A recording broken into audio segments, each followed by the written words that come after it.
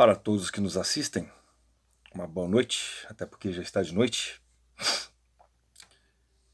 Hoje, minha gente, nós estaremos falando sobre algo muito interessante concernente à Palavra de Deus, cujo tema, sinceramente, vai trazer muitas pessoas aí uma baita curiosidade.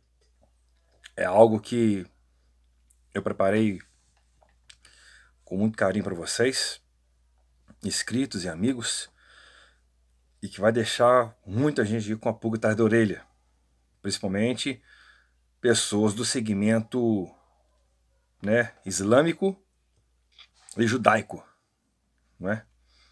E pessoas que levam essa religião a sério e essa ideologia a sério, até cristãos, né? No meio cristão a qual eu estou inserido, né? Então a pergunta que eu faço é o seguinte: não sei se você é leitor assíduo da Bíblia Sagrada, a Palavra de Deus, mas é uma pergunta que eu te faço, digamos assim, com toda exatidão. E tem um desafio essa pergunta. Pois bem, então vamos lá então. Meu amigo, minha amiga, casa com a nossa ideia aqui. Onde está sepultado Moisés? Eis a pergunta. É isso mesmo. Do jeito que você leu embaixo aí, nós vamos discutir aqui hoje. Onde está a sepultura de Moisés? Onde está sepultado Moisés? Quem sepultou Moisés? Como é que foi a causa-morte de Moisés? Como que Moisés morreu? Algum registro, alguma obra literária que fala que como que o profeta Moisés morreu? Existe alguma obra, algum livro que nos fala, que nos indique aonde está o verdadeiro local de sua sepultura e o lugar?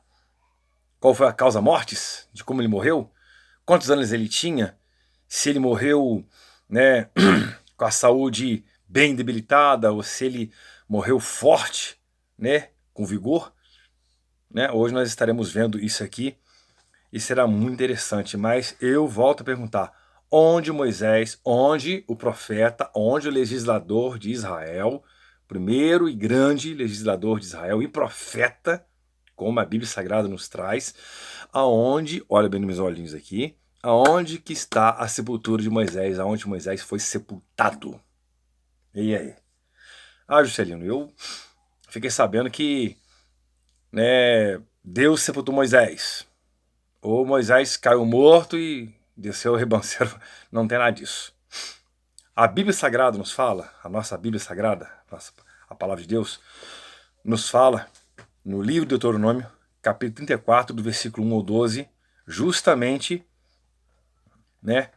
a forma com que Moisés, qual foi o último dia de Moisés, a verdade é essa, nos fala do último dia de Moisés, nos fala das últimas horas de Moisés, nos fala aonde ele foi, no lugar que ele morreu, da forma com que ele morreu, da maneira de como ele morreu, quem o sepultou e aonde está a sua localização, mas não fala o lugar. Aí que está o X da questão.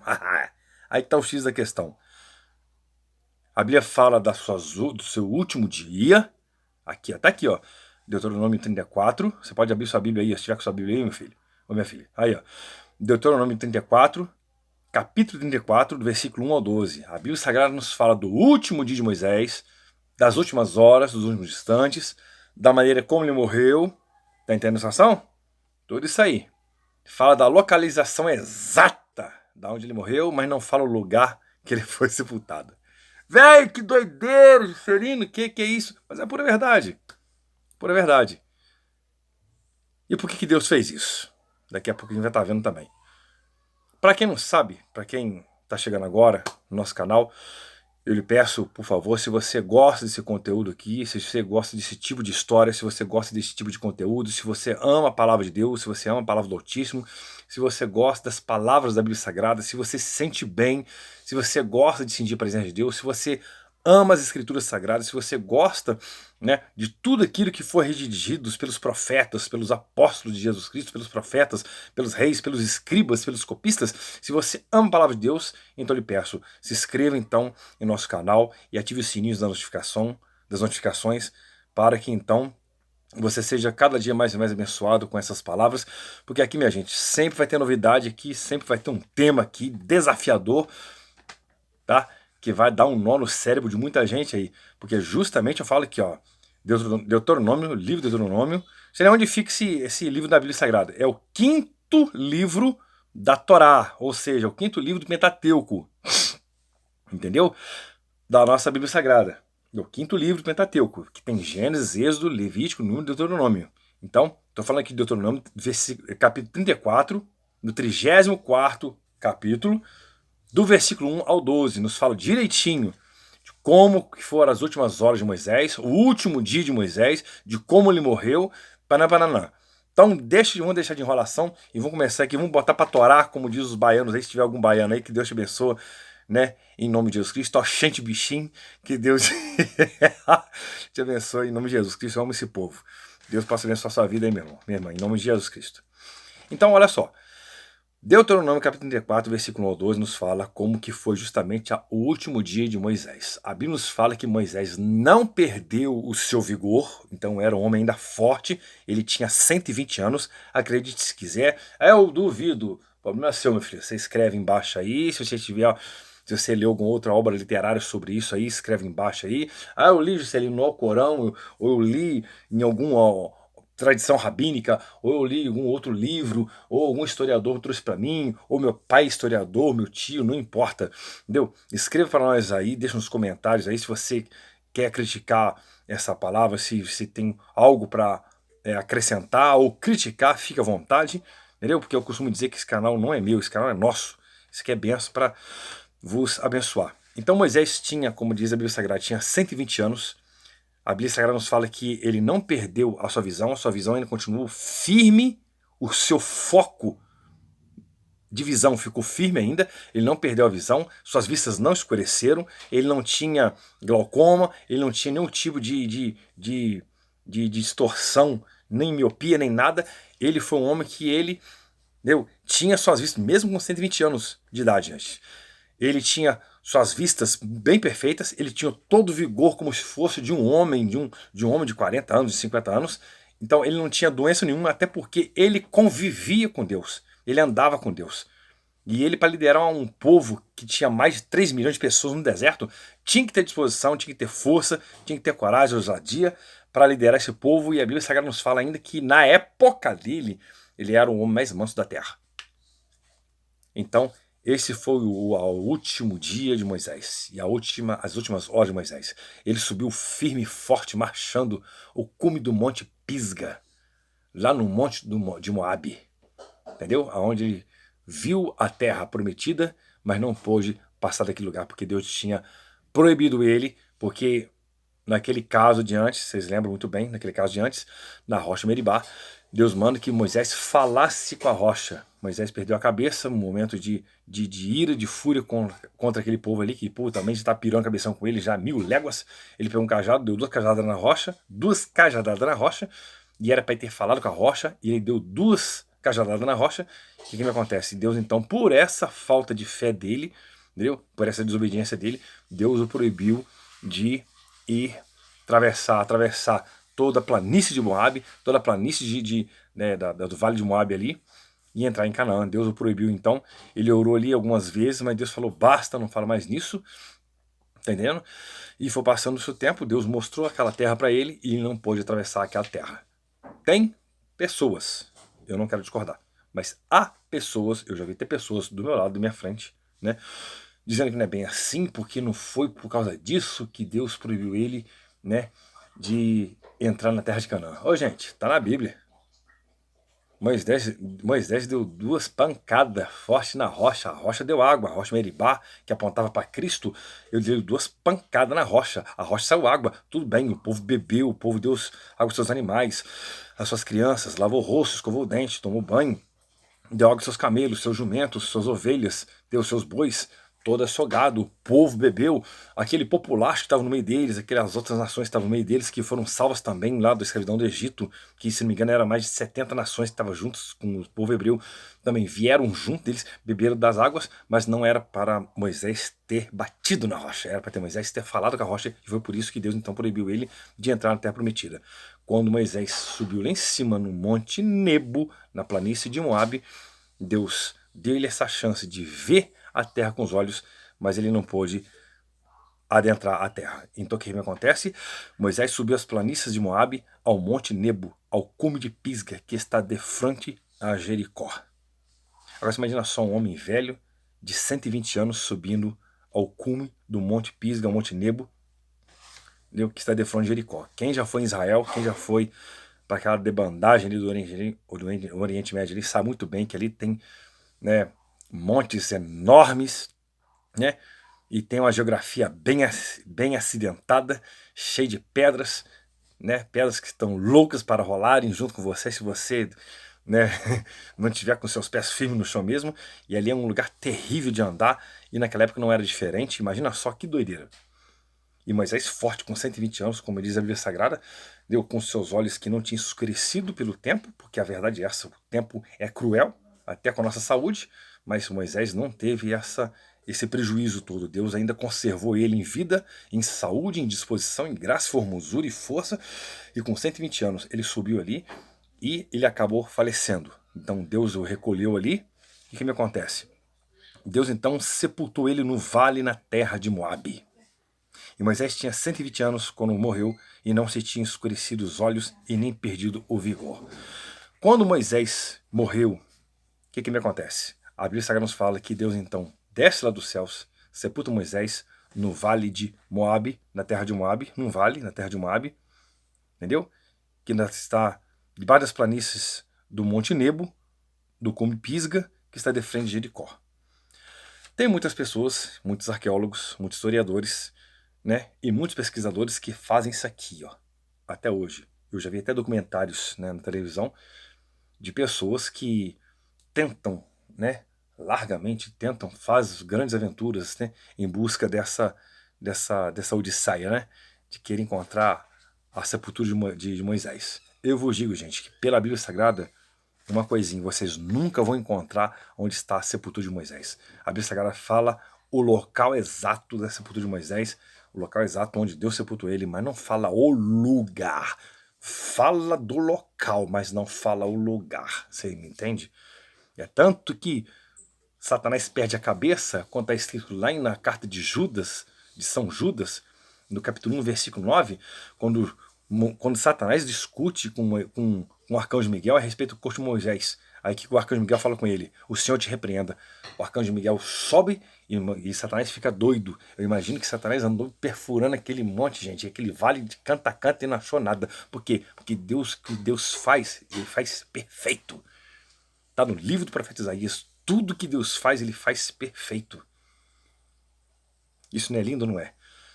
E tem outra. E no mesmo livro, Deuteronômio, capítulo 29, versículo 29, está escrito: as coisas encobertas são para o Senhor, mas as reveladas são para nós e para nossos filhos. Então as coisas encobertas são para o Senhor. Olha aqui, ó. Moisés foi sepultado por Deus. Deus encobriu esse negócio. Vai revelar para Satanás? Que vai é Satanás, gente? Deus encobriu esse negócio. As coisas reveladas, as coisas encobertas são para o Senhor, mas as reveladas são para nós. As coisas encobertas são para o Senhor. Deus sepultou Moisés. Aonde, Celino? Nem eu sei. Nem eu sei. O local está aqui, ó.